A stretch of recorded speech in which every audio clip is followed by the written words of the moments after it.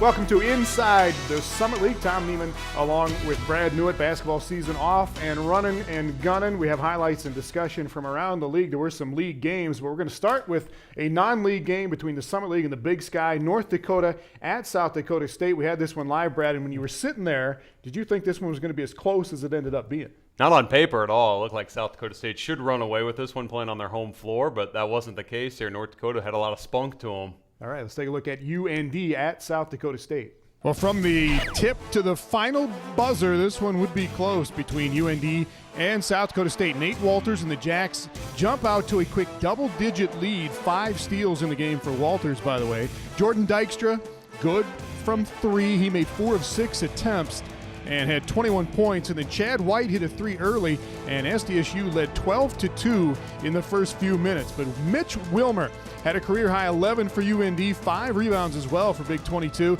North Dakota came back, led by 6 at the half, but Walters didn't have his best game, but he was still pretty good. Takes it inside, and then another steal and another 2, 21 points and 6 assists for Nate Walters.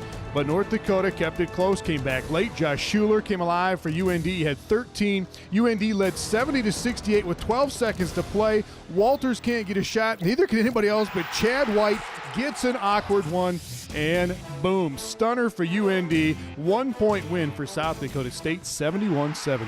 All right, Newitt, are you of the mind, as some coaches are, that there are some games like this one for South Dakota State that you should lose to make you get better?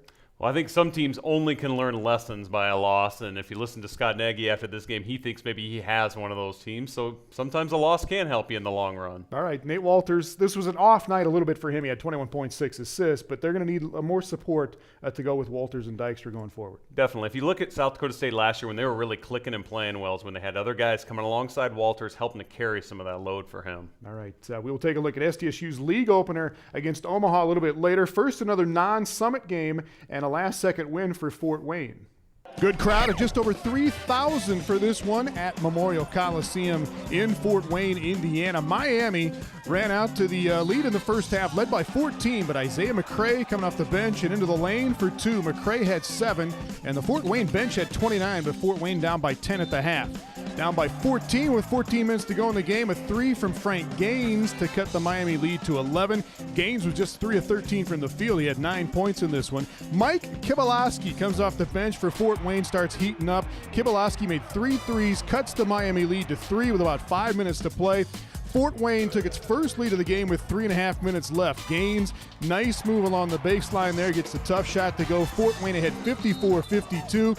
Comes down to the final buzzer. Miami leading by 1 with 4 seconds left. Kibalowski to Mario Hines, who lays it in for the lead. Miami's desperation heave is off the mark, and Fort Wayne has the lead twice in the game, and they get the win, though, over Miami. 57-56 is the final. All right, good win for Fort Wayne. Fort Wayne plays at Drake coming up this Saturday. We will get to the Summit League opening weekend for the men when we come back. Omaha on the road in the Dakotas, and Kansas City at home against IUPUI and Western Illinois.